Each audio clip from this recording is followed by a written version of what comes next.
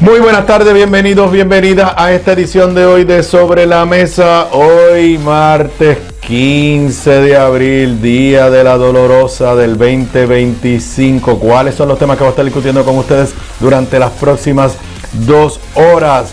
Día de planillas, la gobernadora sí rindió, aunque su portavoz, el secretario de Asuntos Públicos, dijo ayer en la mañana aquí en Radio Isla que ella había pedido prórroga. Oigan, ni dar días libres saben cómo hacerlo. Revolú por decreto de la gobernadora dando libre a empleados públicos esta Semana Santa.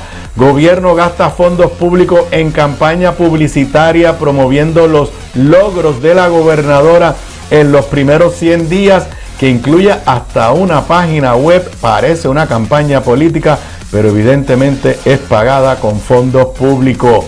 Millonaria demanda contra el gobierno de la familia, contra el gobierno por parte de la familia de Ivette Joan Meléndez, mujer asesinada por el preso Hermes Ávila, que no debió salir de la cárcel y que fue centro de discusión el año pasado. Además, la reacción, si alguna, del secretario del Departamento de Corrección hoy aquí con Mili Méndez, y la reacción de Physician Correctional. Asamblea Legislativa evalúa cómo enfrentar en el presupuesto recortes de fondos federales impuestos por Trump. ¿Cuál es el calendario? ¿Cuándo sabremos por dónde vienen los recortes? Además, presumimos que es para esto el gobierno de Jennifer González soltando billetes largos para cabilderos en Washington. Federación LGBTQ+ declara a la gobernadora enemiga de la equidad por convertirse en ley el proyecto que abre las puertas al discrimen. Municipio de Carolina tuvo que demandar a Luma para no perder fondos federales. ¿De qué se trata? Les explico. Y como todos los martes, converso con Ramón Luis Nieves sobre temas de energía y en la esfera federal. Trump y su cómplice Bukele se niegan a cumplir con orden de los tribunales de traer de regreso a Estados Unidos al salvadoreño que fue ilegalmente deportado y encarcelado en El Salvador. Y Harvard le hace frente a las políticas discriminatorias de Trump y le congelan más de $2,000 millones. Esos son los temas que voy a estar discutiendo con ustedes en la tarde de hoy en Sobre la Mesa, que comienza ahora. Un líder cuya voz conecta historia y actualidad. Su visión clara y experiencia única dan luz a los temas que moldean nuestra nación. Aníbal Acevedo Vilá está en Radio Isla 1320. Esto es Sobre la Mesa. Nuevamente bienvenidos, bienvenidas a esta edición de Sobre la Mesa. Me ves, me escuchas a través de toda la cadena de Radio Isla 1320. También me puedes ver y escuchar por radioisla.tv, gracias a la magia del internet, en la página de Facebook de esta emisora, en el canal de YouTube de esta emisora, en la página de Facebook de este servidor. Así que me escucha en el cuadrante, en la cadena de Radio Isla 1320, o gracias a la magia del internet en y fuera de Puerto Rico me puedes escuchar de 3:55 a casi 6 de la tarde. Te recuerdo que esta edición de hoy y todas las ediciones de Sobre la Mesa se retransmiten a las 10 de la noche por el canal 85 de Liberty Cable TV, y más tarde la encontrarás en todas las aplicaciones que permiten escuchar podcast a través del internet: Spotify, Apple Podcasts, Google Play, cualquiera de ellas. Y también la encontrarás en mi canal de YouTube. Fácil de encontrarme en YouTube, escribes mi nombre, Aníbal Acevedo Vilá, y ahí encontrarás todas las ediciones anteriores, y en algún momento más tarde hoy o temprano mañana estará disponible esta edición de hoy, martes 15 de abril. Y si es martes, los que ya me siguen a mí y a la licenciada Zoela Boy en nuestro podcast Análisis de la Z a la A, saben que los martes grabamos. ¿Qué quiere decir eso? Los que ya forman parte de nuestra comunidad digital de Patreon pudieron participar de la grabación en vivo. Además, recibieron el enlace para escucharlo durante el día de hoy. El resto, a las 7 de la noche, estará disponible en nuestro canal de YouTube con ese nombre, Análisis de la Z a la A. En el episodio de hoy, Zoé y este servidor analizamos el inimaginable choque constitucional por Trump desobedecer la orden del Tribunal Supremo en el caso del salvadoreño enviado por error a una cárcel de El Salvador. Y entramos hoy en una discusión un poco controversial. ¿Será que las Fuerzas Armadas tendrán que actuar para poner orden constitucional en Estados Unidos. Además, decepción por la firma del PS1 de libertad religiosa y Zoé acepta que quienes le llamaron naif por pensar que la gobernadora no lo firmaría, tenían razón. Y hablamos de la falta de voces en el PNP y en el Partido Demócrata de Puerto Rico, particularmente su presidente, para detener o alzar su voz en esta agenda ultraconservadora. Ese es el nuevo episodio de Análisis de la Z a la A, disponible en nuestro canal de YouTube, en Spotify y en Apple Podcast a partir de las 7 de la noche de hoy. Bueno, hoy es el día de las planillas. Tema de discusión, cada vez que alguien le dice que es abril 15, es el tema de discusión. Ya ayer en la tarde, pues mi CPA me dio la buena noticia. No solamente es que no tengo que pagar, me llega un reintegro. Todavía no me ha dicho de qué cantidad, pero ya yo estoy feliz.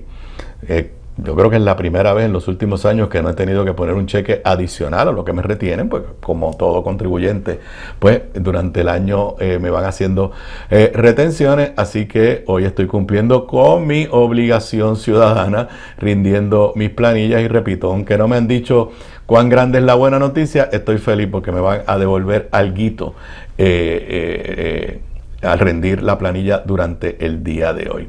Y lo que no debía ser noticia, hoy es noticia, ya desde ayer por la tarde. Sí, la gobernadora rindió su planilla. ¿Y por qué digo que esto no debería ser noticia? Porque nadie jamás pensó que la gobernadora no iba a rendir su planilla, pero ayer en Pegaos en la Mañana, en Puestos para la Mañana, el secretario de Asuntos Públicos de la gobernadora, Irán Torres Montalvo, que es la persona que sirve como portavoz de la gobernadora, que todos los lunes está viniendo a este programa. No fue que lo cogieron ahí en la calle y le hicieron una pregunta. Los chicos esta mañana volvieron a pasar el audio y está claro, o sea, aquí no hay ninguna confusión. Le preguntaron por la planilla y él dijo que la gobernadora había pedido prórroga. Y lo dijo así claramente. Luego, como ya sabemos, ayer en la tarde salieron corriendo a aclarar que la gobernadora sí había rendido planilla y luego que yo terminé mi edición de ayer de Sobre la Mesa, publicaron los detalles de esa planilla. Leo aquí del periódico Metro, dice la gobernadora radicó su planilla. Según se indicó mediante un comunicado de prensa, la gobernadora rindió tanto a nivel estatal como federal debido a sus labores como comisionada residente. En su comunicación reveló que la primera mandataria recibió un reintegro de $10,250 a nivel federal, pero que tendrá que pagar $13,091 al gobierno de Puerto Rico, que quiere decir que entre una cosa y la otra, pues le dan $10,000 por un lado, tiene que pagar $13,000, pues cerca de $3,000 por encima. Radicó la planilla como casada pero separada, que quiere decir que aquí no está la planilla de su esposa. Dice el comunicado de prensa, la gobernadora radicó de manera electrónica su planilla como casada, que rinde por separado al tener capitulaciones matrimoniales y separación de bienes. En ellas informó un ingreso producto de función como comisionada residente, sujeto a contribución de $184,339, con un balance a pagar de $13,091 al gobierno de Puerto Rico. En la planilla federal tuvo retenciones de $36,663. Su responsabilidad contributiva es de $26,409, por lo que recibe un reintegro de $10,254. La Fortaleza pública, entonces aquí viene lo que le habíamos dicho, publica esto después que Irán Torres Montalvo erróneamente dijo en Puestos para la Mañana que la gobernadora había pedido prórroga. Aquí no dice claramente si los $10,000 que la gobernadora los $13,000 que tiene que pagarle al gobierno de Puerto Rico los pagó completo ayer, o se reclamó la prórroga que todo el mundo puede pedir, donde tú pagas la mitad y la otra mitad en octubre. No creo que es un asunto importante. Quiero pensar que Irán Torres Montalvo eso fue lo que lo confundió, que a lo mejor alguien le dijo, la gobernadora pagó la mitad ahora y pidió prórroga para pagar la otra mitad, pero es inconcebible. Y para mí, lo voy a atar con otros temas hoy, comenzamos a ver una desarticulación de parte del gobierno de Puerto Rico desde la propia Fortaleza. Una cosa es cuando un jefe de agencia comienza a cometer errores y la Fortaleza tiene que, como decimos en el argot de béisbol, fildear para atrás. Y otra cosa es que el equipo que está en la propia fortaleza, empezando por la gobernadora, demuestren falta de control y conocimiento de lo que está pasando. Irán Torres Montalvo está en la fortaleza. Secretario de Asuntos Públicos es un puesto en la fortaleza. En teoría se supone que tenga acceso a toda la información de la gobernadora y que él, por unas horas, la noticia que corrió como pólvora era que mientras todos estábamos llenando nuestra planilla, la gobernadora le habían dado una prórroga para después tener que aclarar que eso no era verdad, que era un error, demuestra un serio problema a nivel de la gerencia más alta del gobierno de Puerto Rico y en este caso que afecta a la imagen de la gobernadora. Claro, también esto sirvió para repetirnos, porque dijeron, es que él se confundió, ella sí pidió prórroga para el informe de ética. Eso lo dije desde la semana pasada, yo no entiendo por qué la gobernadora tuvo que pedir prórroga para el informe de ética gubernamental que tiene que rendir un nuevo funcionario, porque sus finanzas no deben ser complicadas. Ella fue asalariada por 8 años. Me imagino que tiene una propiedad, no sé qué ha hecho con su propiedad. Ella vivía en Carolina, yo no sé si estaba alquilada, si era dueña de esa casa, pero no me puedo imaginar por qué la gobernadora necesita tiempo para adicional para rendir el informe de ética. Pero para grabar, también se informó la semana pasada, y todo esto lo que hace es repetirlo, que la secretaria de Estado, que hoy es gobernadora interina, que ya sabemos que está cargando con un escándalo sobre sus planillas de los años 2020-2021, y su esposo, Francisco Domenech, los dos también pidieron prórroga para rendir el informe de ética que se suponía que hubieran rendido ya, y esto es básicamente cuando tú entras a un nuevo cargo, entras con un informe de ética de tus bienes, para después poder comparar cómo eso se va comportando a través del tiempo. Pero, que quede claro, la gobernadora sí rindió su planilla ayer y está, por ende, cumpliendo con la ley. Pero hablando de esta improvisación, de esta sensación de que nadie sabe, nadie tiene control de este gobierno, la gobernadora hace 2 semanas anunció como algo positivo, que ella creía que le iban a elogiar y aplaudir, que le estaba dando la Semana Santa completa a los empleados públicos de vacaciones. Claro, cuando tú das días de trabajo, los conviertes en días de vacaciones, se le carga a los días de vacaciones del empleado. Históricamente en Puerto Rico se ha dado el Jueves Santo y el viernes de Thanksgiving. ¿Qué quiere decir eso? Que la inmensa mayoría de los empleados públicos, salvo los que están en áreas como la policía, servicios de salud y áreas como esa, la inmensa mayoría de los empleados públicos saben que si tienen, yo no sé ahora cuántos días son, creo que son 15 días nada más de vacaciones, saben que si tienen 15 días, de verdad tienen 13. Porque el gobernador o gobernadora le va a quitar, que nadie se queja, del Jueves Santo, y le va a dar libre también el día después de Thanksgiving, que no son días oficiales. Así que tú tienes 13 días y es derecho del empleado decidir cuándo toma las vacaciones. Obviamente tiene que coordinarlo con su jefe y puede haber unos momentos donde el jefe le diga no te puedes ir esta semana, te puedes ir la otra. Y los empleados planifican sus vacaciones. Entonces la gobernadora anuncia como la gran cosa que iba toda esta semana, los empleados públicos le iban a tener libre. Eso nunca había ocurrido en Puerto Rico, nunca ningún gobernador había hecho una cosa como esa. ¿Qué sucede? Que a los pocos días empezaron los empleados a protestar, los sindicatos que los representan a protestar, porque básicamente la gobernadora estaba decidiendo cuándo tú te ibas de vacaciones. Que ese es un derecho que tiene el empleado. Ya le quitamos días de vacaciones, creo que antes eran 30, ahora son nada más que 15. Y para colmo, pues la gobernadora le estaba diciendo, no, te tienes que coger lunes, martes y miércoles de Semana Santa. Eso querría decir que si ya usted cogió las vacaciones o las tenía planificadas para julio, pues entonces iba a pasar de los 15 días y le iban a descontar de su sueldo. Entonces la semana pasada, sin explicar mucho, la gobernadora dijo, no, esto es voluntario, si quieren coger vacaciones. Yo lo dije en este programa, pero es que todo el mundo puede coger vacaciones cuando quiera, coordinado con su jefe, obviamente. Bueno, pues ¿cuál es la historia de primera plana del periódico El Nuevo Día? La gran noticia positiva, o sea, no saben ni cómo dar días libres. Trabajo en Semana Santa, confusión laboral en oficinas públicas. Empleados y líderes sindicales denuncian que algunas dependencias obligaron a sus trabajadores a tomar días por licencia de vacaciones, lo que contradice el memorando del gobierno. Ciudadanos que van a ir a buscar servicios ayer, lunes, y tenían una oficina de gobierno cerrada y en la de al lado estaba abierta. Empleados públicos que los obligaron a cogerse días de vacaciones y no les quedan días de vacaciones y no saben si se los van a descontar. O sea, es una improvisación. Leo la nota del periódico de Gloria Ruiz Quilan. Reina la confusión entre empleados públicos y la ciudadanía. Mientras el gobierno asegura que todas las agencias se mantienen operando, varios funcionarios criticaron que fueron obligados a tomarse los días por vacaciones. O sea, el mensaje fue, primero, todo va a cerrar, menos las áreas esenciales, obviamente policía, departamento de Hacienda en estos días. Luego cambiaron el mensaje y dicen, no, es el empleado que si lo quiere coger yo le doy permiso. Bueno, es que el empleado tiene derecho a coger vacaciones si las quiere coger. Pero después dijeron que todo el gobierno iba a seguir operando. Pues no. Gloria Ruiz Quilan relata un par de casos, no les voy a leer todo. Aunque conocía del receso por la Semana Santa, Leonarda Fernández acudió en la tarde de ayer al Centro Gubernamental Minilla en Santurce con la esperanza de poder completar una gestión relacionada con su plan médico provisto por el gobierno. O sea, esta señora quería resolver algo de la tarjeta de salud. Pero en la puerta de la oficina del programa de Medicaid del Departamento de Salud halló pegado un papel que advertía que los empleados allí no regresarían hasta la próxima semana.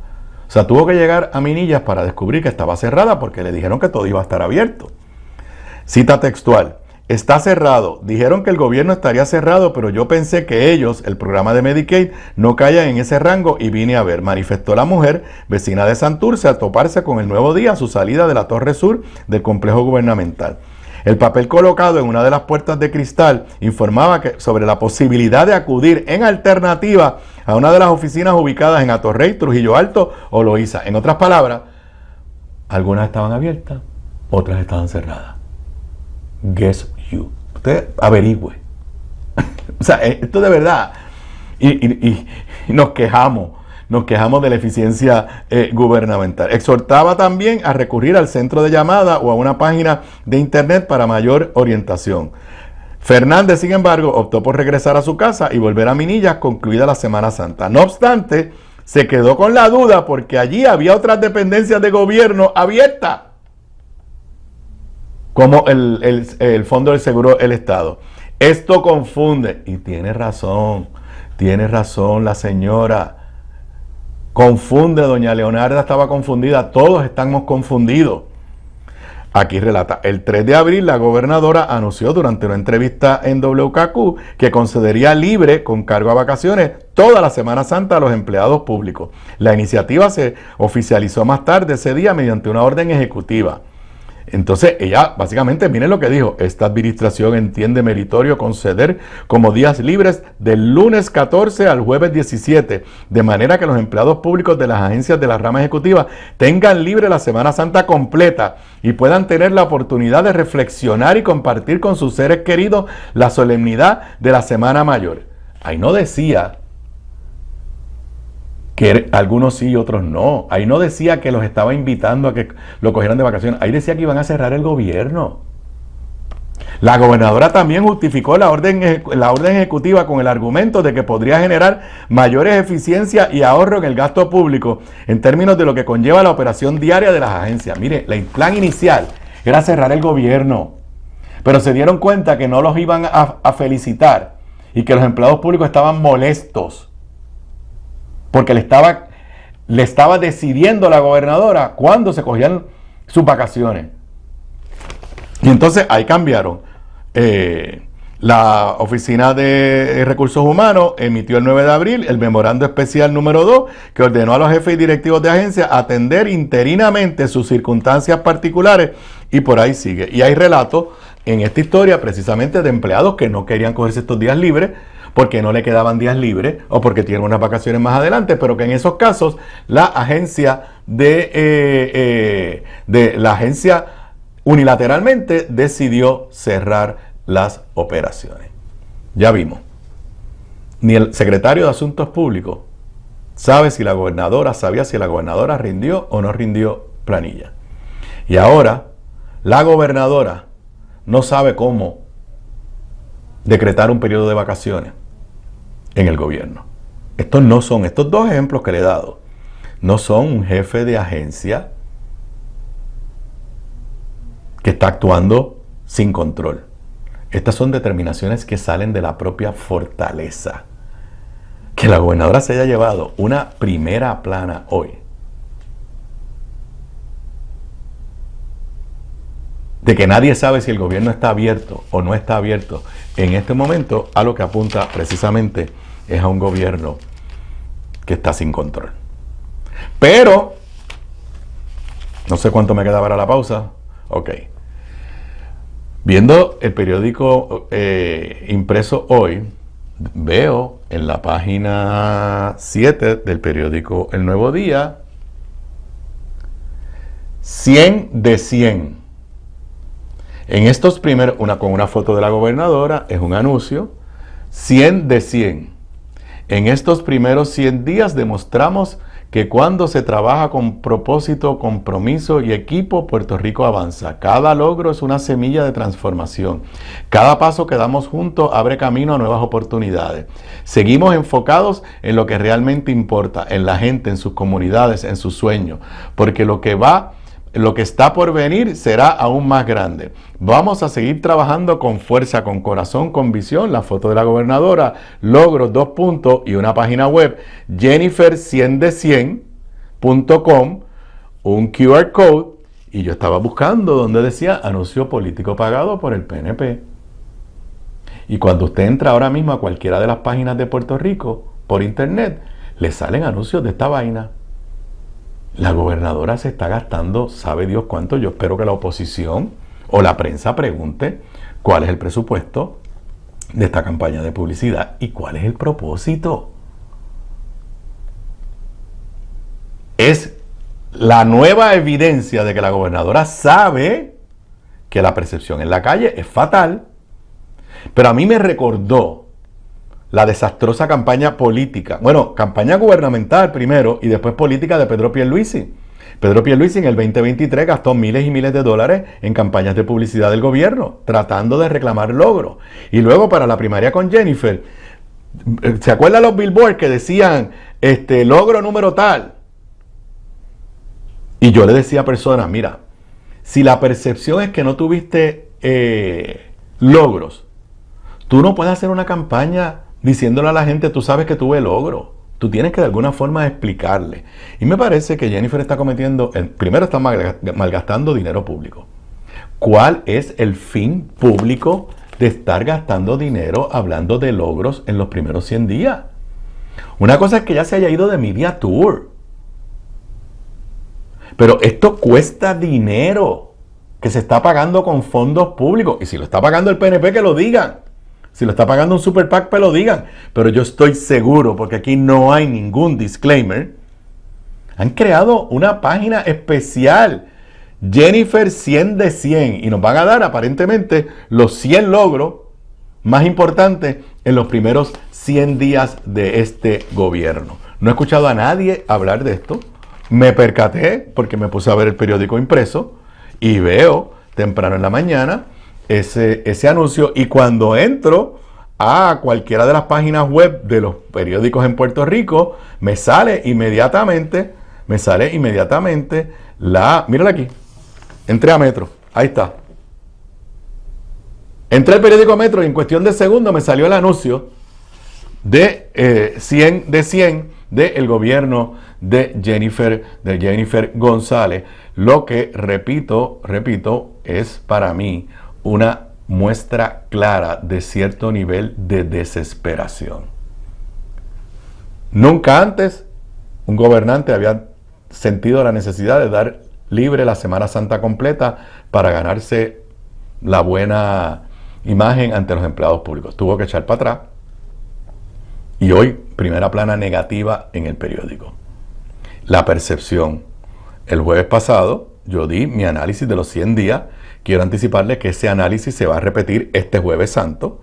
Así que no hay la más mínima duda que este ha sido un arranque, por un lado, lento, de improvisación, de controversias, de controversias y que la percepción pública es de un gobierno que pisa y no arranca. La gobernadora está de vacaciones en estos días, lo respeto, los gobernadores tienen derecho a tomarse vacaciones, pero si la gobernadora se está creyendo ella misma que la gente percibe que aquí hay un gobierno que agarró, que arrancó y que se está viviendo el cambio, porque ese es el problema. Si Jennifer González hubiera dicho, yo soy PNP y yo voy de alguna forma a darle continuidad a lo que ha hecho el PNP en los pasados 8 años, ese era un escenario. No, ella hizo una campaña que ella representaba cambio. Ella rompió o quiso romper con todo lo que representaba Pedro Pierluisi y también todo lo que representaba Ricardo Rosselló. Y Wanda Vázquez, pues fue un accidente. Así que ella misma subió las expectativas de que ella representaba un cambio y no hay la más mínima duda que en este momento nadie percibe que el cambio llegó a Puerto Rico, pero sí lo que se están es gastando en publicidad. Que la oposición pregunte, que la prensa pregunte cuánto es la inversión en publicidad, cuánta es la inversión en publicidad de esta campaña. Obviamente los medios van a estar contentos porque esos anuncios ayudan. Pero son fondos del pueblo de Puerto Rico. En momentos que nos están recortando, ya por lo menos se ha calculado en $500 millones los recortes en fondos federales. Ahorita voy a hablar de lo que viene, la incertidumbre y lo que puede venir en recortes de fondos federales, que en este escenario el gobierno de Puerto Rico esté gastando dinero en publicidad para rehabilitar la imagen de la gobernadora, lo que demuestra es que las cosas no andan bien. En la Fortaleza las cosas no andan bien en cuanto a la imagen que el país se está creando de su gobernadora recién electa. Regreso luego de la pausa. La clave para la buena cocina, además de los ingredientes y recetas, está en la calidad de los productos en los que cocinas. Por eso te recomiendo mi línea Giovanna Heike Cookware Collection, con acabado en cerámica, mangos ergonómicos y 4 milímetros de espesor para mejor conducción de calor. Lo distribuye North Caribe Imports y su marca Caribí, donde además encuentras utensilios de cocina y limpieza para tu hogar. Ahora cuida tu jardín con Caribí Garden. Caribí, calidad, experiencia y el mejor precio. Pídelos en tu supermercado más cercano. Simplifica tu vida con Caribí. Distribuye North Caribe Imports, la empresa puertorriqueña con más de 50 años sirviéndote a ti. Bocados Divino, el lugar perfecto para almuerzo o cena. Menú internacional, especializados en los mejores guisos, cabrito al vino, rabo encendido y el mejor osobuco que puedes encontrar. Mariscos frescos del país, langosta de nuestras costas, amplia carta de vinos y jugos naturales, con la mejor localización, seguridad y amplio estacionamiento gratis. Bocados Divino, en el edificio del Colegio de Abogados en Miramar. Para reservaciones, llamar al 787-238-1530. Gramas lindas, gramas, plantas, palmas y todo para tu jardín. En Dorado, 796-1386. 796-1386. Gramas lindas, excelente calidad y servicio insuperable. 796-1386. Aquí regreso a Sobre la Mesa, hoy martes planillero, martes de Semana Santa, martes 15 de abril del 2025. Bueno, más o menos yo creo que fue para esta fecha el año pasado, pues fue en la primera mitad del año pasado. El país se estremeció por un asesinato de una mujer, Ivette Joan Meléndez, que fue asesinada a manos de una persona que no debía estar en la calle, que era un convicto de nombre Hermes Ávila, y que poco a poco fuimos descubriendo que lo que no hay otra forma de describir que no sea un escándalo. Hermes Ávila ya era convicto por asesinato. No tengo que relatarles todo, recordarán que es un timador. Se hizo pasar porque tenía una enfermedad terminal, porque no podía caminar, violando todas las normas establecidas, le dieron un pase de este que se supone que le den cuando una persona está ya básicamente en su etapa final, para que pues sus últimos días los pase en familia. No fue evaluado correctamente por la administración por el Departamento de Corrección, no fue evaluado correctamente por la entidad privatizadora Physicians Correctional, y este fue el escándalo de esta época, más o menos el año pasado.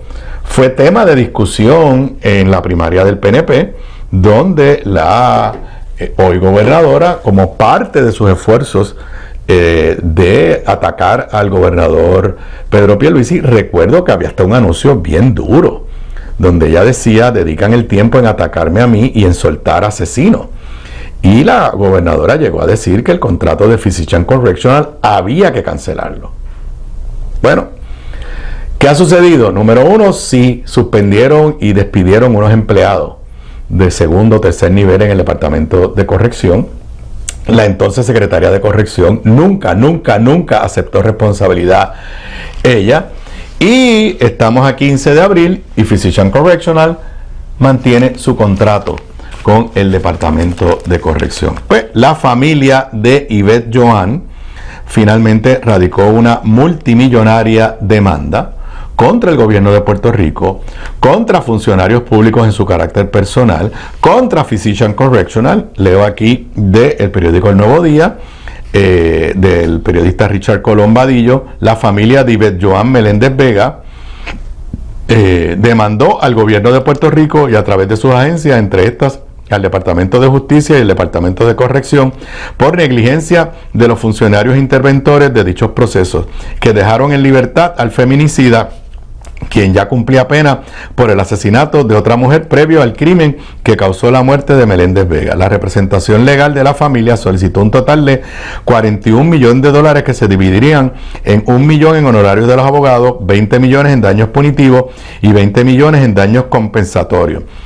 Según el documento, Hermes Ávila Vázquez debió estar bajo la custodia y el control del departamento hasta el año 2021-27.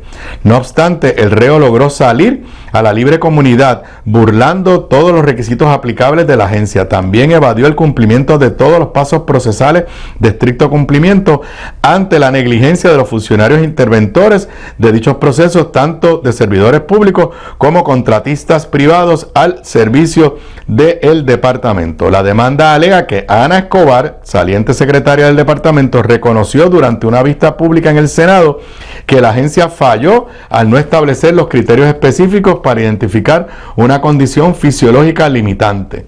Dice la demanda: las acciones y omisiones de todos incidieron sobre la trágica muerte de Yvette Joan, causándole el mayor de los daños, la pérdida de su vida a manos de un confinado bajo la custodia y control de la agencia. Hoy aquí el secretario de Corrección estuvo entrevistado por Mili en Pegado en la Mañana, Francisco Quiñones Rivera, y tocaron dos temas. Y la realidad es que fue una entrevista donde este señor no lució muy bien, y lo tengo que decir, hasta me dio un poco de pena con Mili, porque Mili estaba con un coraje, porque esa era la palabra. Pero los dos temas tienen que ver con Physicians Correctional. Número uno, que es la razón por la que se da la entrevista, y es que el secretario del Departamento de Salud, Víctor Ramos, había informado aquí en Radio Isla 1320 que Physicians Correctional no estaba dando los tratamientos de hepatitis C a los confinados. Y entonces, cuando Mili lo entrevista al secretario Francisco Quiñones, lo que hace es defender a Physicians. O sea, él dice: es verdad, no le están dando, pero es culpa mía. Y entonces alega que están buscando $22 millones que no estaban en el presupuesto para que entonces se puedan dar los tratamientos. Dice la nota de la página web de Radio Isla: secretario de Corrección reconoce que el Estado y no Physicians Correctional será quien costeará tratamientos de hepatitis C a los confinados. Pero como parte de la entrevista, Mili le pregunta: oiga, ¿y qué del contrato? La gobernadora dijo que lo iban a cancelar. Y contestó con evasiva. El récord es el siguiente: cuando Francisco Quiñones Rivera es nombrado y asume el cargo como nombramiento de receso, hace expresiones de que va a cancelar el contrato de Physicians Correctional. Y eso le llevó un Buenos Días Puerto Rico durísimo de Tomás Rivera Chatz, que la entrelínea, es más, no era ni la entrelínea, era evidente, era que Tomás se estaba convirtiendo en el abogado de Physicians Correctional. Y básicamente lo que ha sucedido es que el secretario de Corrección se le olvidó la promesa de campaña, pero es que no solamente a él, se le olvidó a la gobernadora. Esto es igualito que Luma. ¿Cuándo fue la última vez que ustedes escucharon a la gobernadora decir que iba a eliminar el contrato de Luma? Ahora eso pasó a prioridad número 48 o número 100. ¿Y cuándo han escuchado a la gobernadora insistir en cancelar el contrato? Ya Physicians Correctional salió a defenderse, ¿no? Leo de la edición digital del Nuevo Día. Nos sorprende, la directora de la empresa sostuvo que ningún foro ha concluido, la compañía cometió negligencia en la evaluación que llevó a la excarcelación de Hermes Ávila. Yo no creo que ningún foro, porque salieron unos informes, salieron evidencia en las vistas públicas, pero ahora le tocará defenderse en los tribunales. Ahora lo que veremos a ver es qué va a hacer el gobierno de Puerto Rico. Si en el proceso judicial también se va a poner a defender a Physicians Correctional. Nota en el periódico El Nuevo Día de Andrea Guimarães Soto. Tras la demanda radicada por la familia de Yvette Joan, la directora de Administración y Operaciones de Physicians Correctional, Bárbara Méndez, negó que la compañía tuviera alguna responsabilidad legal en las circunstancias que llevaron a la excarcelación del feminicida, quien al momento de los hechos cumplió una condena por asesinar a otra mujer en el 2005. Pero si quién fue que lo evaluó, fueron ellos y lo soltaron. Comprendemos y nos solidarizamos con la angustia de los familiares de la víctima y respetamos su derecho a reclamar algún tipo de compensación económica. Sin embargo, nos sorprende haber sido incluidos en la demanda, considerando que ningún foro que ha investigado el caso ha identificado falta alguna por parte de nuestra empresa. En buen español, Physicians Correctional está diciendo, sí, páguenle, pero que le pague el gobierno de Puerto Rico. Que le pague el gobierno de Puerto Rico, nosotros no vamos a pagar nada. Obviamente esto va ahora a un proceso de descubrimiento de prueba. Yo presumo, no me sorprendería que esto al final termine en una negociación donde el gobierno asuma parte de su responsabilidad, Physicians Correctional asuma su parte de su responsabilidad, pero la vida de Yvette Joan ya se perdió. Yo creo que sí, que hay que compensar a la familia. Aquí no hay la más mínima duda de negligencia crasa de parte del gobierno y de la entidad privada. Ahora, la gran interrogante es, ¿qué pasó con la promesa de campaña? Si la gobernadora ahora se convenció que Physicians Correctional lo está haciendo bien, pues que lo diga. Que la gobernadora diga, mandé a hacer un informe, una evaluación, porque eso fue lo que dijo hoy el secretario. O sea, el secretario dijo, no, estamos evaluando. Si la gobernadora la convencieron que esa empresa está haciendo su trabajo, pues tiene que decírselo al país, tiene que decirle, mire, en la campaña yo dije que le iba a cancelar el contrato. He recibido esta información, no los explica, y le creemos o no le creemos. Pero ya sabemos que Tomás Rivera Chatz y sabemos que los dueños de Physicians Correctional donan mucho dinero en las campañas políticas y donaron a Pedro Pierluisi y donaron a Tomás Rivera Chatz. Ya sabemos que Physicians Correctional tiene un abogado de defensa, Tomás Rivera Chatz, pero necesitamos saber cuál es la posición de Jennifer González en este momento sobre esto que fue un escándalo que ella usó, igual que usó a Luma. Igualito que usó a Luma, ella usó este asesinato y usó a Physicians Correctional como parte de su campaña primarista.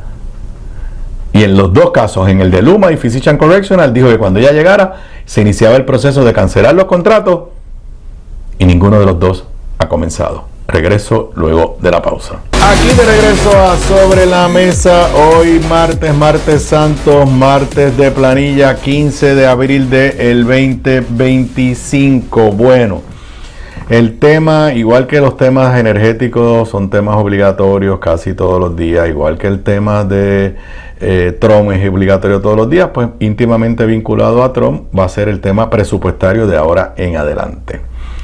Llevo semanas diciendo que toda esta incertidumbre en términos de las decisiones que está tomando Donald Trump y los recortes que vienen van a afectar a Puerto Rico de diversas formas, no solamente por recortes específicos que puedan ocurrir a programas de gobierno, sino por los efectos que tiene sobre el crecimiento de la economía de Puerto Rico, los efectos que va a tener desde el punto de vista de la Junta de Control Fiscal, del plan fiscal que la Junta va a recertificar como hace todos los años. Y hoy el periódico El Nuevo Día nos tiene una historia donde, aunque la gobernadora no habla de esto es curioso. O sea, el director de la Oficina de Gerencia y Presupuesto ha hablado del tema, legisladores han hablado del tema, pero la gobernadora como que no quiere hablar de este tema, de que vienen recortes. Y ahorita voy a hablar de el escenario, lo que está pasando a nivel federal. Pero por lo menos en la Comisión de Hacienda de la Cámara de Representantes, el representante Eddie Charbonnier le da unas expresiones al periódico El Nuevo Día, página 6, evalúa cómo respondería a recortes federales. Entre otras alternativas, existe la posibilidad de crear una cuenta de reserva para atender potenciales reducciones a los fondos de Medicaid. Recordemos que la Junta dijo que el gobierno de Puerto Rico no tiene chavos para sustituir los fondos federales.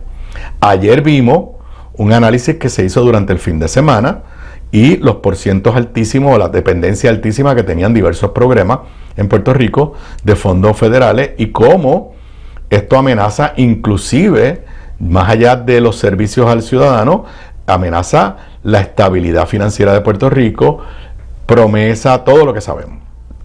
Todo lo que sabemos. Dice esta nota de Leisa Caro González: a menos de 3 meses para la aprobación del presupuesto del gobierno para el año fiscal 25-26, la Asamblea Legislativa descansa en recurrir a fondos de reserva para responder de materializarse a los recortes masivos que la administración de Donald Trump impulsa a nivel federal. Dice Eddie Charbonnier: ahora mismo cualquier determinación que venga de momento del gobierno federal de congelar o eliminar fondos, descansamos en estas cuentas de ahorro de la Junta de Supervisión Fiscal. Y entonces menciona algunas cuentas de ahorro, fondos de reserva de emergencia, fondo de reserva de los pensionados. Y yo le quiero decir al amigo Eddie Charbonnier, esas cuentas ya están creadas y tienen unos propósitos específicos. Cuidado que no estén proponiendo desvestir un santo para vestir a otro. Pero lo tengo que decir, por lo menos le están dando pensamiento. Lo que yo quisiera saber pronto es cuál es el plan de la gobernadora. ¿Cuál es el plan de la gobernadora con los diferentes escenarios? Y yo quisiera saber qué está haciendo la gobernadora en Washington para tener la inteligencia suficiente de por dónde vienen los cantazos. Pensar que no va a haber recortes es engañarse, es estar en negación. Como cuestión de hecho, voy a leer aquí de un boletín que envía el periodista José Delgado bajo el nombre ¿Qué pasa en Washington? Yo estoy suscrito a su boletín. Este es de hoy, martes 15 de abril, y pues lo que nos está diciendo es: el Congreso se fue de receso por esta semana y la semana que viene. Regresan el 28 de abril. Y ahí es que empezará la discusión y se va a precisar dónde son los recortes. Voy a citar directamente de este boletín de José Delgado bajo el título ¿Qué pasa en Washington?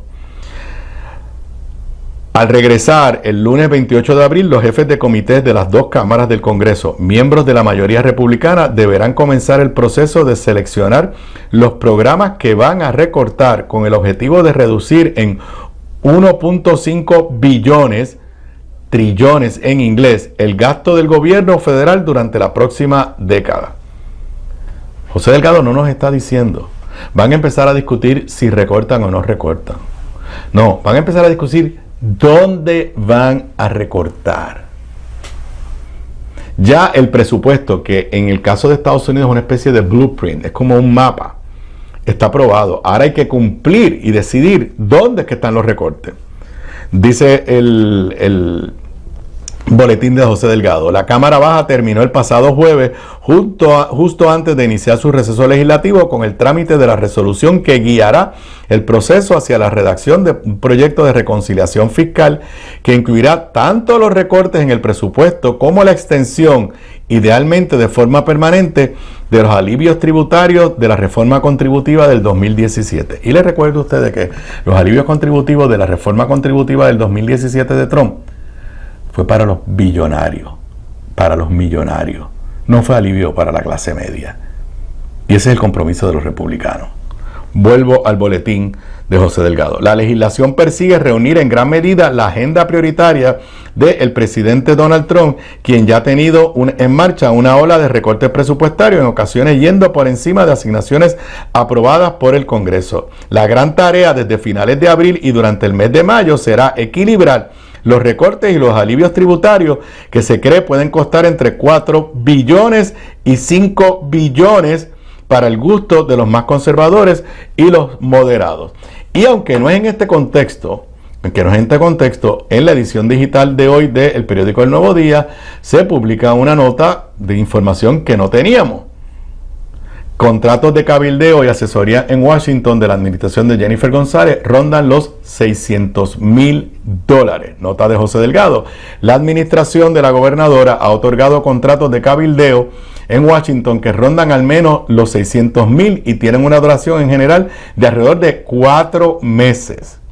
Los contratos conocidos hasta el momento han sido firmados con las empresas Continental Strategy, $200,000, Todd Strategy, $131,000, Navigator Global, $126,000, SME Group, $80,000 y Cornerstone, $54,000.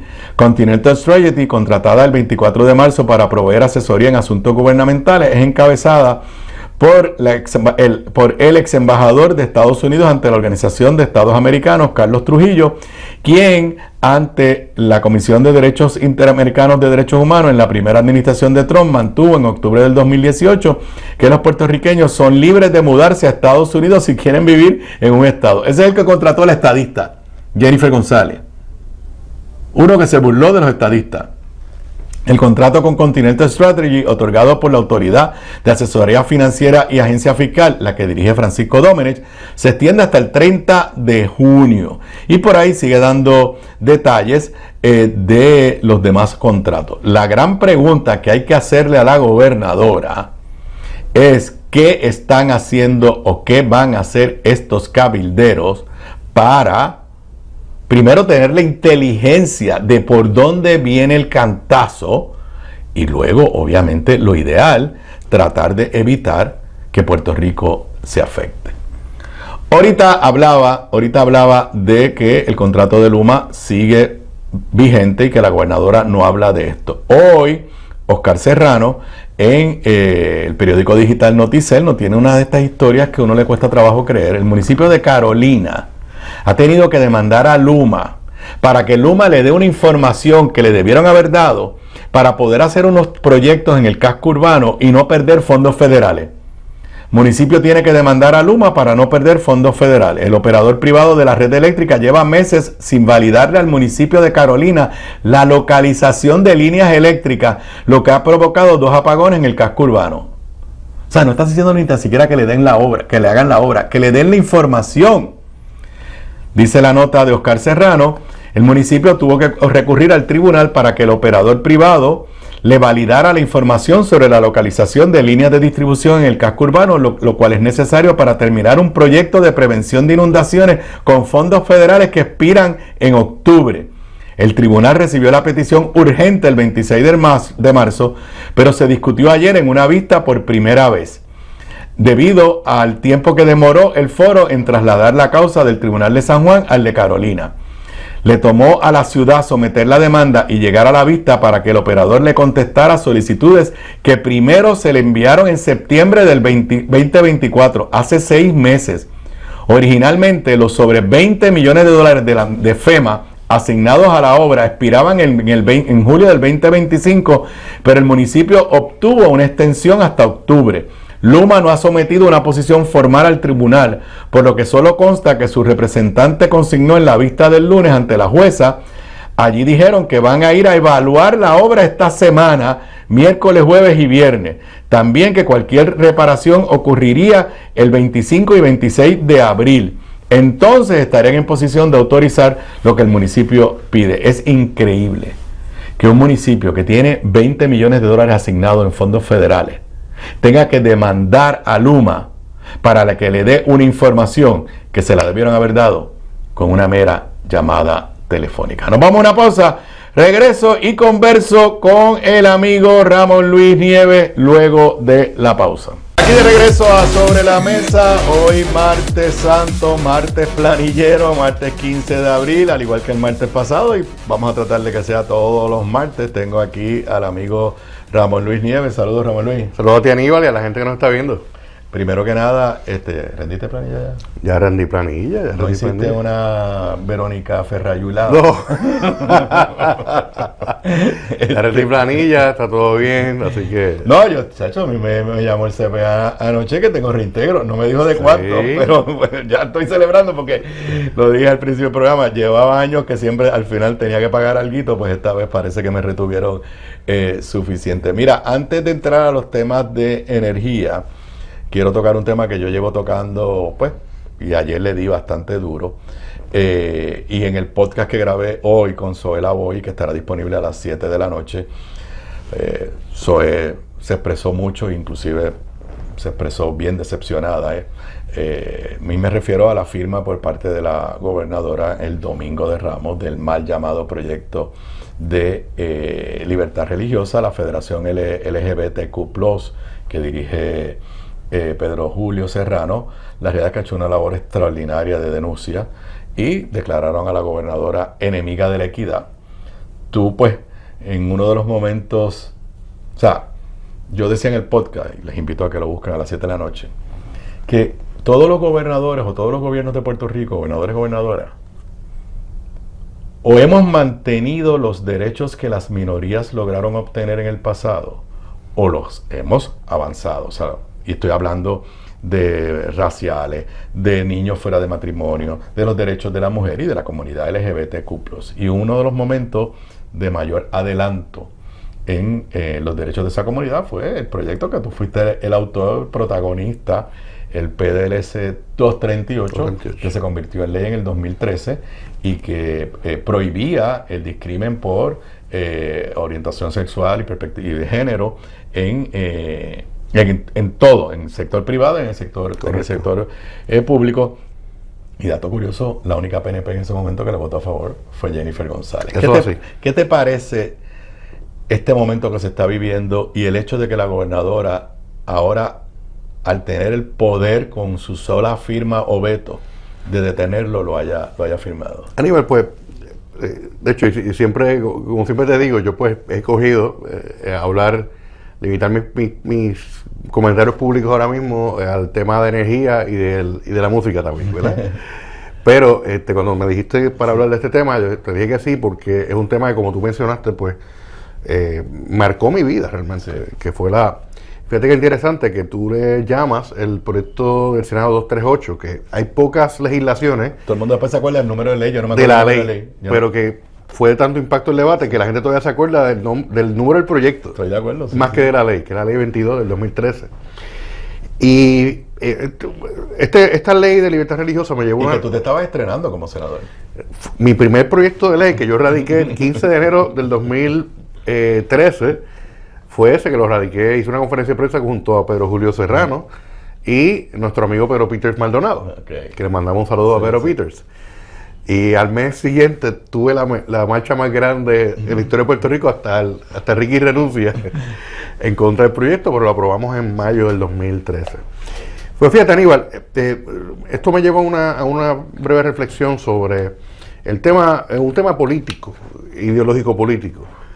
Yo creo que, y tú como político que has sido, y fuiste gobernador, legislador, comisionado residente, sabes que en Puerto Rico este tipo de temas que llaman mucho la atención de la comunidad de los conservadores y liberales en temas sociales, pues yo percibo que por lo menos hasta hace unos años había cierto balance de poder en la parte de los conservadores, en la parte de estos temas, obviamente las iglesias, particularmente las iglesias evangélicas, han sido muy vocales y muy poderosas, incluso políticamente. Pero había una contraparte de inteligencia liberal, de sectores liberales que hacían un poco la balanza. Y los partidos políticos tenían unos ¿verdad? Abogados, no el tema legal, pero gente que abogaba por estas posturas. Particularmente en los dos principales, Partido Popular y PNP, había unos sectores liberales fuertes. Fuertes. Tú representabas eso en el Partido Popular. Exacto. Y sin embargo he visto que en los últimos años ya el sector más liberal se ha debilitado mucho. De hecho, aquí y posiblemente en Estados Unidos también, pero particularmente en Puerto Rico. Y hemos visto como muchos liberales han salido por distintas razones de los espacios de poder en los partidos, y los sectores más conservadores, particularmente apoyados por las iglesias, han estado ocupando mayor presencia. Yo creo que, mírate un dato histórico interesante, cuando estábamos trabajando el proyecto 238, había una sección de la ley como tal, del proyecto que se estaba trabajando, que iba a abrir el espacio, por unas enmiendas que sometieron gente del sector religioso, a que ese proyecto del 238 tuviera una salida, una licencia para discriminar, basada en la supuesta libertad religiosa. Es decir, por ejemplo, en el caso del 238, que tiene que ver mayormente con el tema laboral, yo tengo una gasolinera, entonces contrato a una persona que resulta que esa persona es de la comunidad LGBT. Y entonces pues yo cojo y le digo, te voy a votar porque eres gay. En la demanda, la persona podía, si se aprobaba ese lenguaje que estaban sugiriendo en el floor de la Cámara de Representantes, de entonces, si el dueño de la gasolinera decía, sí, yo lo voté porque era gay, pero es que mis creencias religiosas decían que no aceptan a las personas LGBT, así que basado en esa creencia religiosa y mi libertad religiosa, yo podía votarlo sin consecuencia. Obviamente eso no se aprobó en ese proyecto de ley. Sí, pero esto que se aprobó ahora el domingo es el primer paso para que vengan cosas como esa. Me alegro de los días de esa manera, porque aunque hay que aclarar un tema que se estaba hablando. Si yo me he leído esta ley como tal, se aprobó, y sí dice que esta ley no se puede usar para discriminar. O sea, que este ejemplo que yo di, no se puede, con esta ley tú no puedes votar a una persona, por ejemplo, o que el gobierno le niegue un servicio por su orientación sexual, por ejemplo. Pero te empieza a abrir el camino, ¿verdad? Fíjate, mi queja con esta ley, que es la ley 14, me parece, del 2025, es otra. De un tiempo a esta parte, particularmente desde la pandemia a esta parte, en la discusión entre conservadores y liberales, de momento, el tema de no vacunarse y repudiar lo que la ciencia por muchísimas décadas ha indicado que es algo bueno como vacunarse, eso ha entrado a un tema como si fuera, como vacunarse o no vacunarse sea una postura religiosa. Sí. Y tú eres un muchacho de San José, yo soy un muchacho de San Antonio, en Río Piedra. Las escuelas son vecinas. Y yo no recuerdo en una parte de la Biblia que te diga que vacunarse o seguir los preceptos de la ciencia sea contrario a la palabra de Dios. Ni recuerdo ninguna controversia de algún papá diciendo que no podían vacunar a su hijo porque iba a ir al infierno si lo vacunaba. O sea que a mí me ha resultado difícil esta postura que ya es la norma, que este proyecto recoge. Y me preocupa este proyecto más por el tema de salud pública, donde le abre la puerta a padres a cuestionar decisiones del Departamento de Educación o lo que fuera, en momentos incluso de epidemia, sobre este tema de las vacunas particularmente. Pero abre unas puertas peligrosas, donde yo respeto mucho las creencias religiosas de la gente, Aníbal, pero obviamente hay que respetar también el tema de la ciencia, porque la ciencia, y por lo menos en la sociedad occidental, se supone que tenemos a la ciencia como uno de los preceptos importantes de nuestra sociedad. Entonces, mucha gente buscando aquí en el teléfono aparentan ser unos doctores de Google. O sea, el Internet no da doctorados en ciencia. Así que hay mucha gente cuestionando a sus médicos en cuanto a estos temas sin tener la información. Y me parece que este proyecto abre unas puertas peligrosas, pero la abre también para esos otros temas.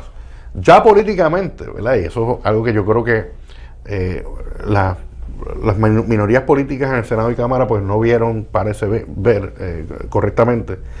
Obviamente aquí en el sombrerito de análisis político, el PNP sabe de que pues en el proyecto de Dignidad se le fueron muchos votos, tanto en el 2020 como en el 2024.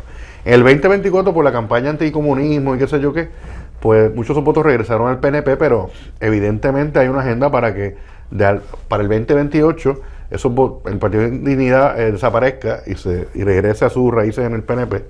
Así que me parece que estos proyectos de libertad religiosa y qué sé yo, pues benefician unas posturas conservadoras por un lado, pero por otro lado son parte de un proyecto político. Así que tengan cuidado los legisladores cuando examinen estos proyectos y no le tengan miedo tampoco a votar por lo que diga su conciencia. Lo peor que usted puede pasar es que usted pierda la elección, pero que no pierda la conciencia. Pero es sorprendente, y eso lo abundé con Zoe en el podcast, que ni un solo PNP, en la Cámara, en el Senado, no ha salido ni un solo PNP, alcalde de San Juan ha tenido postura de apertura, sí, pero no se ha atrevido a hablar, o sea, aquí... Pero nada. Ok, del martes pasado a este martes ya se resolvió, llegaron a la barcaza, se resolvieron los problemas energéticos. Está todo resuelto. Bueno, primero, ven acá, ¿cuándo fue la última reunión del comité ese de energía que tú orgullosamente estuviste? Yo te vi retratado en diciembre y a principios de enero, reunido con la gobernadora. ¿Cuándo fue la última reunión? Bueno, has visto otros retratos. No. Mira, pues la última reunión del Comité de Trabajo para la Transformación Energética fue en enero de este año. Esa era creo que la quinta reunión que se realizaba. En ese momento más o menos fue que se radicaron los dos proyectos de energía que hemos discutido antes aquí, que se convirtieron ya en ley. Pasaron unos meses, no nos habían convocado, pero ya nos convocaron. La próxima reunión del Comité de Trabajo de Energía va a ser el próximo lunes 21 de abril. No, pues tiene aquí una primicia a la prensa. Una primicia. Reunión del ya Comité nos convocaron. De Energía. No se reunían desde enero, pero los van ahora a volver a reunir. Ok, ahora... Y Aníbal, obviamente, y lo hablamos antes, las primeras reuniones del Comité de Energía enfatizaron el tema del problema de generación de energía que hay en Puerto Rico. No sabemos cuál es el tema de la próxima reunión, pero obviamente en las primeras reuniones con la gobernadora nos pusimos de acuerdo sobre un temario bastante extenso de asuntos que hay que atender. Ahí está el tema del contrato de Luma, los temas de transmisión y distribución que hace tiempo no se discuten públicamente, y otros temas. Obviamente, ya con respecto a generación y particularmente el fantasma del verano, de la amenaza del verano, de que aquí hayan muchos más apagones que antes, el gobierno sí echó hacia adelante un RFP, una solicitud de propuestas para contratar soluciones temporeras que ayuden a minimizar los riesgos de apagones. La pregunta, estamos el 15 de abril, la pregunta es si va a estar a tiempo. Sí, bueno, me consta, ¿verdad?, de que ha habido mucho apetito del sector privado en hacer sus propuestas, que ya creo que la RFP termina ahora en la semana que viene, me parece. Sí. Así que ya pronto el gobierno va a estar en posición de ¿será la barcaza o es otra que tú has escuchado? El tema de la barcaza está incluido, sí, okay. Está incluido, pero también hay otras soluciones. El RFP se enfoca bastante en Aguirre y Costa Azul, okay, en darle apoyo a esas dos instalaciones. Pero sí, ese proceso está corriendo y esperamos que el gobierno, ¿verdad?, pueda lograr contratar unas soluciones que minimicen los riesgos de apagones. O sea, tú hoy 15 de abril todavía guardas esperanza de que el pronóstico de Luma de que se van a cuadruplicar los apagones este verano comparado con el verano del año pasado, que no necesariamente se dé ese pronóstico. Yo espero que sí, estoy positivo de que las soluciones que contrate el gobierno van a ayudar a minimizar ese tema. Claro, de nuevo, como sabemos, este tema no se va a resolver meramente por atender la crisis de verano. Esto es un tema de corto plazo. Hay que seguir mientras se trabaja en el largo plazo y soluciones a largo plazo, hay que atender este problema que Puerto Rico enfrenta sin duda en este verano. Ok, ¿qué ha sucedido durante esta semana? Sé que hubo planteamientos de los bonistas ante la jueza Taylor Swain, hay unas controversias con New Fortress y el puerto de Ponce, no sé cómo eso mismo de New Fortress y el puerto de Ponce tenga que ver con el tema de generación. Nada, ¿qué ha habido en los últimos días? Bueno, lo de New Fortress ha sido una controversia, incluso política muy fuerte, que tiene que ver con el despido y luego la renuncia del presidente del director ejecutivo de la autoridad del puerto de Ponce. La autoridad del puerto de Ponce.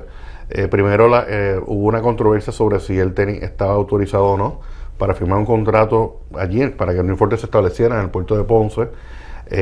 Parece que no contaba con la autorización de la Junta. Entonces lo despiden, pero dicen, no me pueden despedir como tal. Yo no tema de la ley.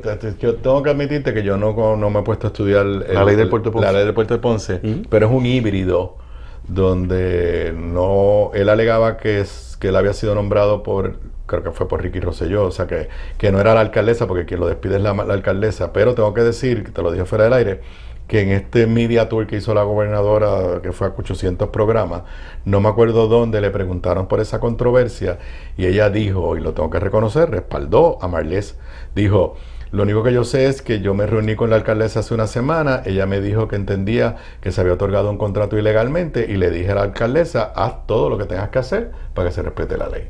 Así que presumo que lo que sucedió fue que Marlís lo votó. Él dijo, no me puede votar, y quizás de Fortaleza le dijeron, bueno, pues mandan una cartita de renuncia a Jennifer, porque si no Jennifer te va a votar. De hecho, y terminó renunciando ante la gobernadora. Sí, por eso. Pero fíjate, ese tema de New Fortress, pero tienes claro por qué New Fortress quiere o necesita eso allí, o sea, dentro del big picture, o sea, ¿qué es lo que está pasando? Sí, yo tengo que asociar ese contrato que se dio para el puerto de Ponce con otro asunto que está ocurriendo en cuanto a el tema energético en Puerto Rico. Tenemos eso del puerto de Ponce, tenemos el tema de la enmienda al contrato con Genera de hace quizás un mes y pico, donde en una llamada con su inversionista, el presidente de New Fortress dice, mira, yo accedí a quitar los 110 millones de incentivos que supuestamente podíamos ganarnos anualmente, porque le vamos a vender tanto gas natural a Puerto Rico que eso va a ser un drop in the bucket. Ese fue el mensaje, literal. Sí. Tú atas eso y lo que está ocurriendo, Aníbal, y obviamente con la firma de la ley que quita las metas intermedias de energía renovable, y el mismo día que se firma la ley, el negociado de energía baja con una resolución diciendo, vamos a autorizar a que se compren hasta 3.000 megavatios de energía basada en combustibles fósiles. Tú unes todos esos elementos y lo que está ocurriendo se están creando las bases para la consolidación del gas natural como solución posiblemente, no voy a decir única, pero solución principal a los temas. Entonces nos vamos a mover. Sistema. Nos vamos a ver del cartel del petróleo al cartel del gas natural. A un poco el tema del gas natural. La energía renovable sí va a tener una participación, primero porque ya en los techos de la casa de la gente tienen que haber, no he visto el último número, Aníbal, pero tiene que haber más de 150,000 sistemas. Yo creo que te dije que ya yo lo puse en diciembre, ya estaba instalado. Exacto, que ya te representan, Aníbal. ¿Sabes cuánto le pago a Luma? 4 pesitos. 4 pesitos. Y obviamente temas como eso tienen un impacto en el otro tema de la deuda, ¿verdad? Eso ya está reconocido por todas las partes. Y las fincas solares, las que se han conectado y las que están por conectarse, está las fincas solares que ya tienen contrato. Hay algunas que se supone que entren en operación desde este año. O sea que la energía renovable sí va a tener un espacio. Y de hecho el negociado de energía dijo en esa misma resolución que mencioné que aunque estaba llamando para que se adquieran 3.000 megavatios de energía basada en combustibles fósiles, si se ponían en operación todas las fincas solares que están contratadas, podríamos pasar el 30% de energía renovable, que a veces es un número un poquito alto, ¿verdad? Pero ponle que en los próximos 1, 2, 3 años se conecten fincas que representen entre 20 y 25% de energía renovable. Es algo bueno para Puerto Rico. O sea, es un avance tremendo como tal. Así que, si me preguntas a mí, en un mundo ideal, en esta etapa histórica, yo creo que sí, que debemos ir pasando de estar generando energía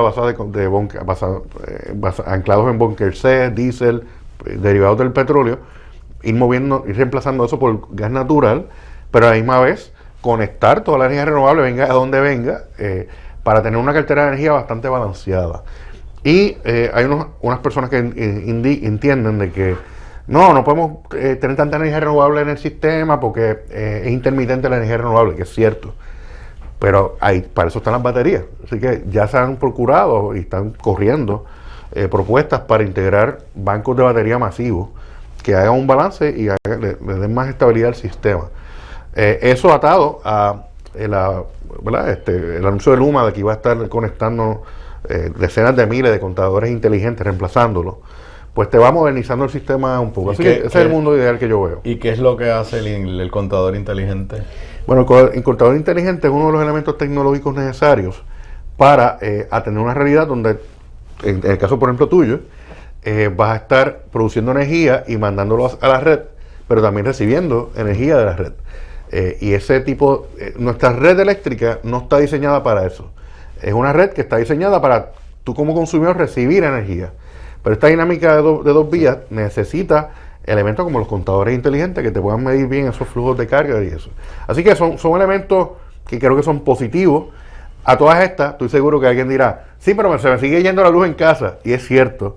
Pero hay unos remedios a largo plazo, que es un tema que todavía personalmente yo no tengo visibilidad, que es el tema de cómo está la planificación de la reconstrucción de la red eléctrica. El tema que le toca a Luma en cuanto a la red de distribución y transmisión, ¿verdad? Es un tema que no se habla en Puerto Rico hace bastantes meses. Sí, donde está el uso de los fondos federales, y en segundo lugar, la Junta recomienda que en la revisión tarifaria que entrará el 1 de junio tiene que haber una partida para Luma y Genera, las inversiones que ellos tienen que hacer, porque la Junta ha dicho que los fondos federales no son suficientes. Uno, y segundo, que Puerto Rico, como no ha salido, la Autoridad de Energía Eléctrica no ha terminado su quiebra, la autoridad no puede coger prestado. Que la razón principal para coger prestado era precisamente para invertir en ese tipo de mejora, lo que no hizo la autoridad por muchos años y fue por lo que lo llevó a la quiebra. Ok, hablando de la quiebra, ¿qué ha habido ante la jueza Taylor Swain? Vi una nota de que los bonistas estaban pidiendo no sé qué, y cada vez que los bonistas piden algo me asusto. Sí, los bonistas estaban haciendo una petición para que el negociado de energía en la revisión tarifaria que viene consideren, ¿verdad?, integrar sus reclamaciones ahí. Yo vi esa moción como más que una cuestión estratégica de parte de los bonistas para enviar mensajes, ¿verdad? Pero es una moción que le presentan a la jueza Taylor Swain o que le presentan al negociado de energía. Me parece que a la jueza Taylor Swain, pero tengo que verificar, no recuerdo ahora mismo. Pero esto es más que todo un tema estratégico, pienso yo, Aníbal, para seguir enviando el mensaje de que, mira, nosotros tenemos un reclamo que ya dijeron que es de 8.5 billones de pesos, así que más te vale ir reservando dinero ahí para pagarme a mí, ¿verdad? Ese es el tipo de estrategia, pero... ¿Cómo tú ves el timetable del proceso ante la jueza Taylor Swain? Yo lo veo muy lento. Yo creo que me parece, digo, yo no soy parte de ese caso, ¿verdad? Como abogado, sí soy parte como perito de una parte, pero tengo la impresión de que el caso está muy lento, que hay como una confianza tremenda del tribunal en el proceso de mediación, que yo creo que no ha resultado en nada, y hemos gastado como país millones y millones de pesos en una mediación que realmente no ha resultado en nada para ninguna de las partes. Así que tengo muy poca esperanza de que este caso de quiebra se resuelva en el 2025. Ya, como sabemos, hay una nueva propuesta de parte de la Junta que no incluye el pago a los bonistas, que dice básicamente, mira, de la factura de la gente no puede salir ni un centavo. Pero nos acaban de decir de qué pote van a sacar. Claro, porque dicen, porque tiene que salir de otro pote, pero ¿cuál es ese pote? No, es no cómico, es trágico, porque hoy en el periódico, sobre los posibles recortes de fondos federales para el gobierno central, el presidente de la Comisión de Hacienda, y no lo estoy criticando, ha dicho al dice, no, hay que crear otro pote. Y yo, ¿cuántos potes vamos a crear? O sea, de hecho, y eso me resulta tan extraño, un poco, quizás hacer una digresión sobre esa noticia. Por lo menos hasta promesa, hasta el 2016, si mal no recuerdo, el presupuesto de Puerto Rico estaba entre 8 y 9 mil millones de pesos. Entonces ahora, todos estos años después de promesa, 5 más 4, 9 años después, tenemos un presupuesto de más de 13 mil millones de pesos y hay problemas. O sea, eso nadie me lo puede explicar. No bueno, entiendo. lo que pasa es que ahora las pensiones se pagan directamente del Fondo General y antes no iban en eso porque por eso estaban en el consolidado, porque estaban esa es una. Dos, que la Junta está creando precisamente una reserva para el pago de las pensiones, por si acaso los dineros nos dan. Así que, y están creando por primera vez una verdadera reserva para emergencia. Exacto. O sea, ahora mismo la reserva de emergencia está como en $1,000 millones. Cuando yo era asesor de Hernández Colón era como 80 millones. Y cuando yo era gobernador, el fondo de emergencia era como 150 millones nada más. Obviamente nos estábamos engañando. Claro. Después de María sabemos Eso no da para nada. que nos estábamos engañando. Así que hay unas reservas que son necesarias y que de verdad no deberíamos tocarlas, porque resolvemos un problema, le metemos mano a la reserva, viene un huracán y no tenemos nada. La pregunta es si esa otra fuente... Eso es lo que no nos han que dicho. eso es un impuesto. No nos han dicho. Porque puede ser, o sea, tú recuerdas en los tiempos de Fortunio, en la ley 7 misma, que votó la gente, también creó un impuesto especial sobre las propiedades. Claro, sí. Que se pagó hasta el otro día. Sí, una sobretasa. ¿Será eso? Sí. Ya sabremos. Bueno, muchas gracias. Tú y yo nos volvemos a ver el próximo martes. Regreso hablando... ¿De qué más? De Donald Trump luego de la pausa. De regreso a Sobre la Mesa, hoy martes 15 de abril del 2025. Voy a aprovechar unos minutos para una expresión de unirme a expresiones de duelo. La realidad es que se me pasó ayer y hoy lo debí haber hecho también temprano en el programa. El domingo falleció el exalcalde de Guayanilla, Edgardo Arlequín Vélez. Interactué mucho con él, coincidimos en nuestros puestos políticos.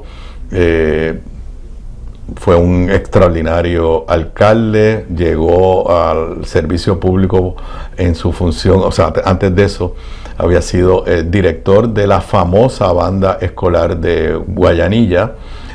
Así que mis más sinceras expresiones de duelo a su hijo, a toda su familia por la lamentable pérdida. Todos le decíamos Arlequín, o sea, el apellido se convertía en la forma de llamarle. Sé que estuvo padeciendo, no sabía, me enteré cuando la noticia que estuvo padeciendo de cáncer y dando esa batalla. Así que nuevamente mi más sentido pésame a su hijo y a toda su familia por la lamentable partida. Y en una noticia positiva, hace unas semanas atrás se anunció que formalmente se le había traspasado el icónico Parque Luis Muñoz Rivera al municipio de San Juan. El Parque Muñoz Rivera estaba en franco deterioro, había sido abandonado por el gobierno central de Puerto Rico, un parque que es un pulmón en el área urbana, un parque precioso de una ubicación extraordinaria. Ahí fue mi toma de posesión como gobernador en el 2005.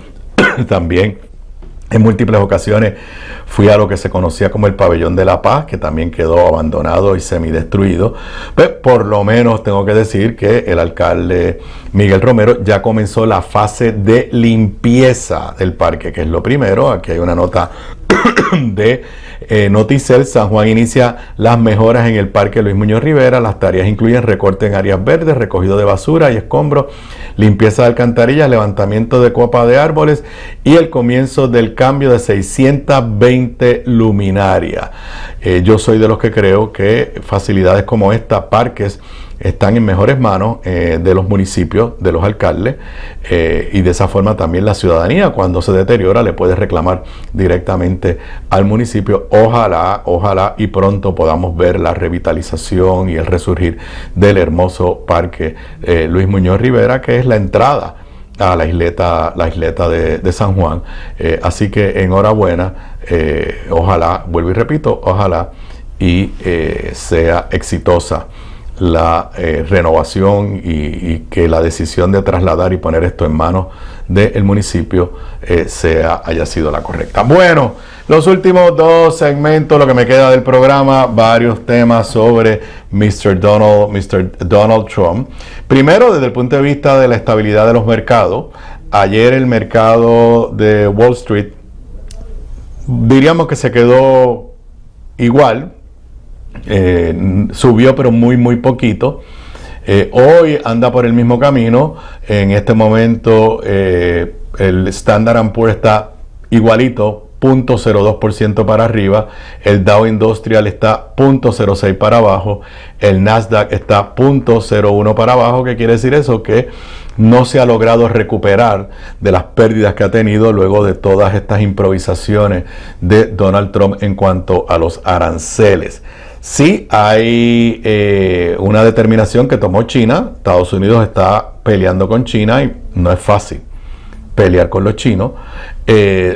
China tomó la determinación de suspender la exportación de unos minerales y unos componentes críticos que son necesarios particularmente para la industria militar de alta tecnología en Estados Unidos, y pues ¿qué está haciendo China? Jugándole pelota dura a el gobierno de los Estados Unidos, diciéndole, bueno, pues tú nos estás poniendo unos aranceles, yo te puse los aranceles, pero ahora sí que te lo voy a complicar más. Esta suspensión puede tener efecto porque son materiales, minerales, magnetos necesarios para componentes para la industria de carros en Estados Unidos, la industria aeroespacial en Estados Unidos, semiconductores y la industria militar. ¿Qué va a hacer Estados Unidos? Pues veremos a ver, pero la inestabilidad económica está ahí. Pero, más allá de la inestabilidad económica. Y este tema que lo voy a tocar aquí brevemente, le dedicamos gran parte del podcast de esta semana de análisis de la Z a la A.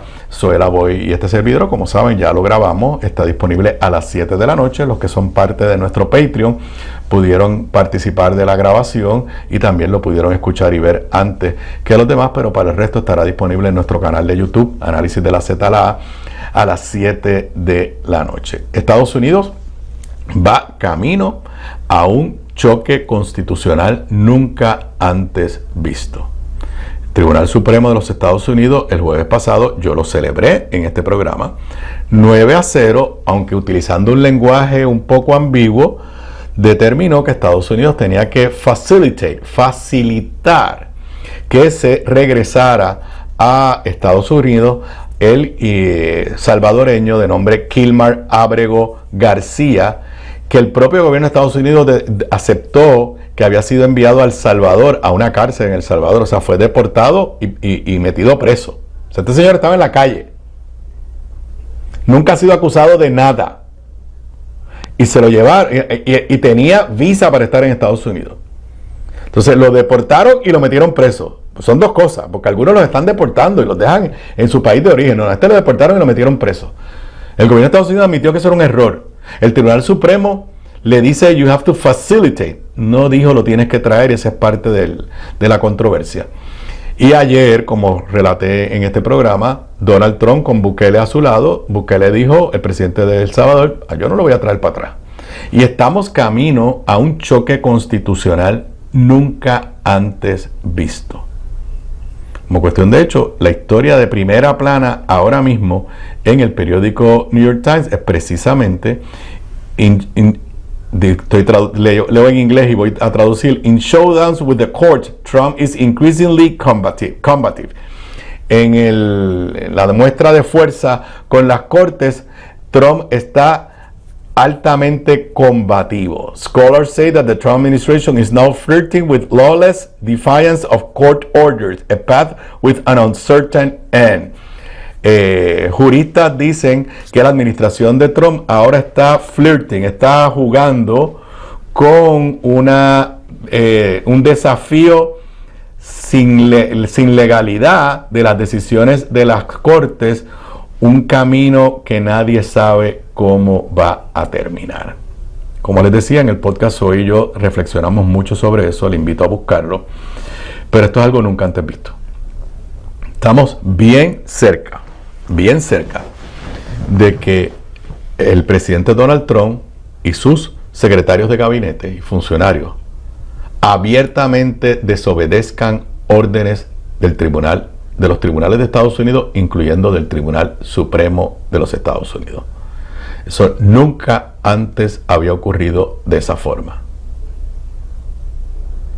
En el sistema de separación de poderes que tiene los Estados Unidos, se acepta que el árbitro de los conflictos es los tribunales y que lo que decida el Tribunal Supremo de los Estados Unidos se tiene que obedecer por el Congreso y por el Ejecutivo. Richard Nixon perdió su batalla de los tapes, de las grabaciones, porque el Tribunal Supremo de Estados Unidos ordenó que las entregara y Richard Nixon las entregó. Las entregó. Antes de eso, el presidente Roosevelt había dado órdenes de... ahora creo que fue Eisenhower. Había dado órdenes de tomar control de la industria del acero porque estábamos en la guerra contra Corea, fue demandado y el Tribunal Supremo ordenó y le dijo, tú no tienes ese poder. Tú no tienes ese poder. O sea, no es la primera vez que un presidente pierde ante los tribunales, pero podría ser la primera vez que un presidente decida desafiar órdenes de los tribunales. Ayer en el espectáculo que se vio en la Casa Blanca con Bukele, Marco Rubio, Trump, se empezaron a sentar las pautas para decir, nosotros no vamos a obedecer órdenes de los tribunales. Vuelvo y repito, eso es algo nunca antes visto. Y yo no puedo decirles, en el podcast hicimos algunas elucubraciones de qué podría pasar, pero yo no les podría anticipar qué sucedería, más allá de que estamos cerca de una crisis constitucional nunca antes vivida en los Estados Unidos. Regreso en el último segmento, luego de la pausa. Aquí de regreso a Sobre la Mesa, el último segmento, hoy martes de 15 de abril del 2025, continúo hablando de Donald Trump. Miren, si algo las sociedades democráticas necesitan, es universidades vivas, universidades de libre pensamiento, universidades donde los estudiantes, los profesores, los investigadores lo cuestionen todo y sientan la libertad de expresarse, de investigar. Y eso en Estados Unidos ha sido un elemento fundamental de la sociedad norteamericana. Una de las cosas que está haciendo Donald Trump, que jamás que yo recuerde había ocurrido, es con el chantaje del dinero que el gobierno invierte en universidades, y no es solamente las becas, que ustedes se creen que eso es lo más importante, no. Gran parte de los descubrimientos que se hacen en medicina, en lo que sea, es la combinación de una universidad que presenta una propuesta y el gobierno de los Estados Unidos le financia parte o totalmente, y de ahí salen grandes descubrimientos para los Estados Unidos, para la humanidad. Entonces Donald Trump está utilizando el poder de la bolsa para restringir la independencia y el libre pensamiento de las universidades. Empezó con Columbia y poco a poco casi todas las universidades se han ido entregando.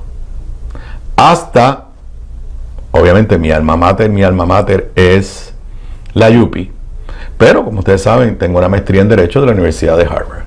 Y ayer la Universidad de Harvard se dejó de chiquita y le mandó una extensa carta, creo que era de 5 páginas, a el gobierno de Donald Trump, diciéndole que para ellos su libertad y su autonomía y su libre pensamiento era más importante y que no iban a cumplir con toda una serie de condiciones que le quiere poner el gobierno federal, hasta de revisión de programa.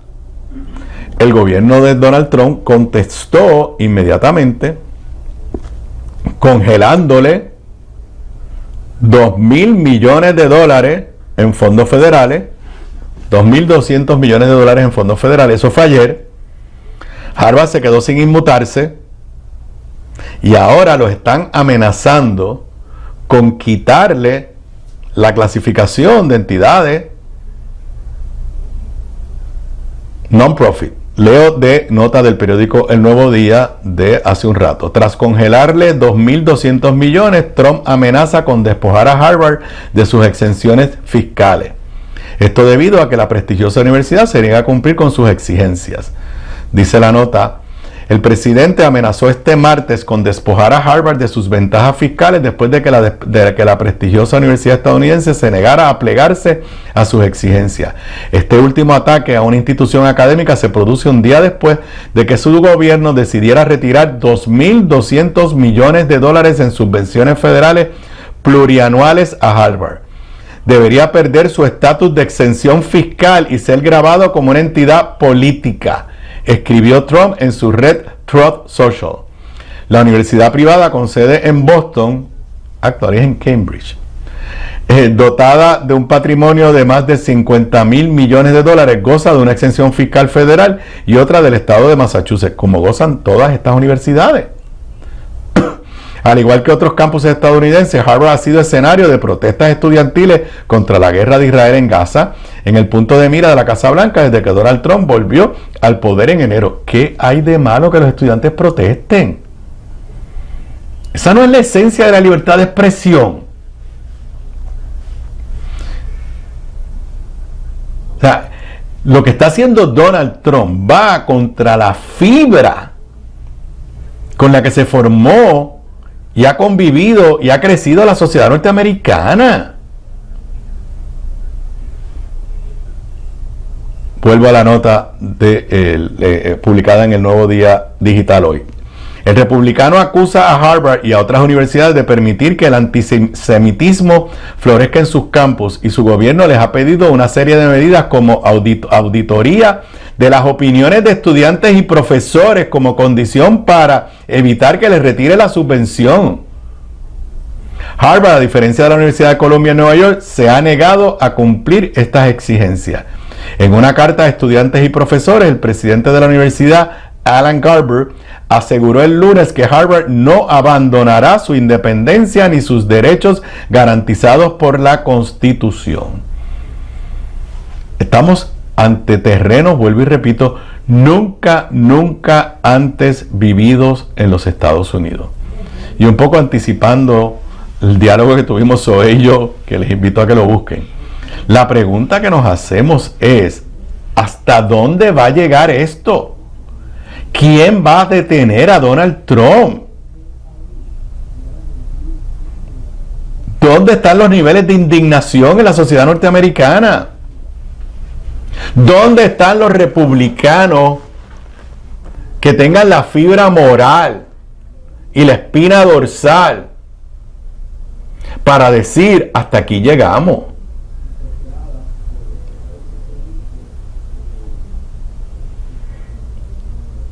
Y que nos preparemos aquí en nuestra universidad.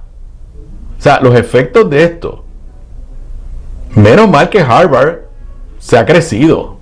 Y me siento orgulloso de esa universidad. Que Harvard es una universidad de tendencia liberal, claro que sí. Pero ¿sabe qué? De la Escuela de Derecho de Harvard han salido un montón de jueces ultraconservadores que están en el Tribunal Supremo o que han estado en el Tribunal Supremo. Porque de eso se trata el libre pensamiento.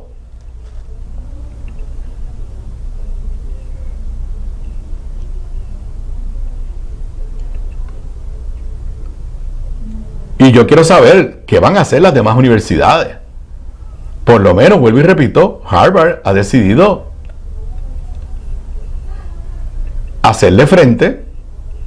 Desde ayer se estaba comentando, yo tengo, como ustedes saben, estudié allí un año, y en el grupo de amistades que estudiamos juntos, que casi todos son estudiantes, no son norteamericanos, latinoamericanos, europeos, pues la realidad es que hay un nivel de indignación con lo que está pasando en Estados Unidos. Pero ayer en el chat de WhatsApp del grupo de Harvard, los muchachos decían, bueno, le quitaron los chavos, pero lo próximo es que le va a quitar la exención contributiva. Y exactamente, hoy los está amenazando con quitarle la exención contributiva. La pregunta es, ¿los tribunales lo van a detener? La pregunta es, ¿va a haber fuerza suficiente dentro de los republicanos en el Congreso para detener a Donald Trump? Con esto, con el tema de la inmigración, con el tema de los recortes. Volvemos a lo que hablaba ahorita. ¿Y qué pasa si Donald Trump decide no respetar las decisiones de los tribunales? Si las universidades se entregan, o sea, vamos a tener un país donde el gobierno revise el currículo de las universidades. Porque hoy la excusa es el antisemitismo. No, mañana va a ser que te quito dinero porque me estás criticando a mí, gobierno. Te quito dinero porque los estudiantes hicieron protestas en contra del gobierno. Y yo lo tengo que decir, yo no veo el sentido de indignación en la sociedad norteamericana. Hay unos focos ahí interesantes. Ahora mismo Bernie Sanders, que ya tiene yo no sé ni cuántos años. Yo orgullosamente me siento orgulloso que respaldé a Bernie Sanders en el 2016 y después en el 2020. Y no me arrepiento. Bernie Sanders está haciendo una gira por diferentes lugares de Estados Unidos, acompañando de Alexandria Ocasio-Cortez, AOC. Este fin de semana estuvieron en Idaho, que es de los lugares más republicanos que hay en todo Estados Unidos. Y las cantidades de personas que lo fueron a ver eran inmensas. Pero más allá de Bernie Sanders y Alexandria Ocasio-Cortez, escuché, disculpen, que va a haber protestas no me acuerdo, creo que es el 19 de abril, no sé, va a haber protestas pronto en diferentes municipios a través de diferentes estados a través de Estados Unidos, pero yo no veo el nivel de indignación. Veo al Partido Demócrata anonadado, veo a los republicanos moderados desaparecidos. La mayoría que tienen los republicanos en la Cámara y en el Senado es ínfima. Con un pequeño grupo que le diga a Donald Trump, basta ya, lo pueden detener, pero no hay la voluntad de hacerlo. Y con medidas como las que está haciendo con las universidades, precisamente medidas para callarte. Si no estás conmigo, yo te destruyo. Y de esa forma están destruyendo la fibra básica de la composición democrática de lo que es los Estados Unidos, que hemos conocido yo y generaciones anteriores. Enhorabuena por Harvard, me siento orgulloso de haber estudiado un año en esa prestigiosa universidad, pero yo no sé si Harvard solo, la universidad solos, puedan enfrentar lo que representa Donald Trump. Con eso yo me despido por hoy. Ustedes y yo nos volvemos a ver mañana miércoles a las 3:55 de la tarde. Buenas tardes, buenas noches para todos.